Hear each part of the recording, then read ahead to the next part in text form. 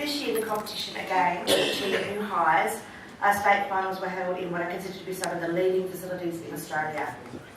William Angus Institute, Canberra Institute of Technology, West Coast Academy of Hospitality and Tourism, Charles Darwin University, Gold Coast Institute of TAFE, and we had some new venues this year, the Regency International Centre in South Australia and Wright College in New South Wales, as well as Drysdale campus in Tasmania, and we look forward to a continued partnership with all these colleges in the future. We started early this year with most of the information being sent out at the beginning of February, but in true chef fashion, the entries didn't start trickling into 2 weeks before the deadline. And on the final Friday, I fielded numerous phone calls from apprentices and chefs saying the entry is in the post. Entries in some states reached new highs, and we had almost 180 chefs compete. I was disappointed to learn after entries came in that some teams had to withdraw because their employers couldn't afford to give them the time off. I would implore the state chapters in the future to encourage employers and employers to actively participate and aid in the nurturing of our youth of our industry by allowing them the opportunity to participate in competitions. Competition is an essential part of the development of our young chefs. It enables them to perform in an environment that puts them against their peers, which is a great challenge for them. This year the competitors were told in advance the proteins for the competition. We had oyster blade, brisket, sweetbreads and baby barramundi. And on the day were given a mystery box of fruit and vegetables and dry goods.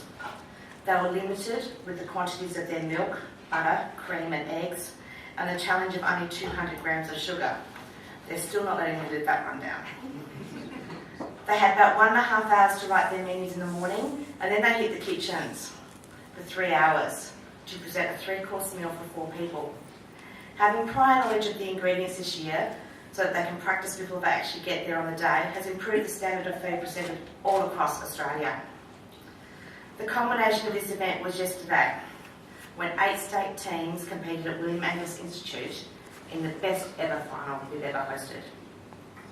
Competition was fierce and the standard was above and beyond our expectations, when all the teams pitched a new level of culinary expertise to our judges. The kitchen judges unanimously agreed that the work performed by the teams in the kitchen was of extraordinary standard, and it was difficult to find fault with any of them. I was particularly impressed to see that all the teams retained full points for their uniforms. I've had some exceptional help this year to pull the final competition together, and would like particularly to thank Natasha and Caitlin from the Youth Club, who took time out of their busy schedule to help me on Tuesday and replace Shane and Cameron as they were competing. I also feel very fortunate in having the assistance of the honorary life member of WACS, Mr. Paul Moore. Arbonne Publishing this year presented the students with a great book, Salt the Essential Ingredient, and thank you also to Fonterra for assisting us with some great dairy products for the competition.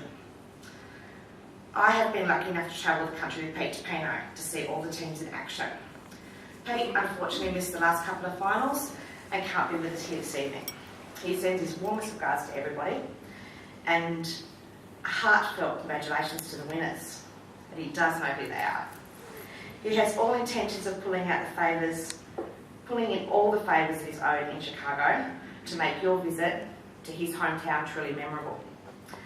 Ladies and gentlemen, I'd like to put your hands together for the teams that have competed and the talented young chefs that have made it to the national final.